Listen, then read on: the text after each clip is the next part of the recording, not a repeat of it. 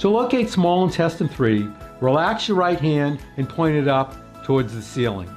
On the pinky finger side of your hand, find the depression that is just below the knuckle of your pinky finger. Push into this area to find a spot that is tender or painful. That is small intestine 3. It might be slightly up, down, or to one side. Activate small intestine 3 by rubbing it rapidly 5 times. Then take a break for a count of 5 and repeat 4 more times. It might look like this.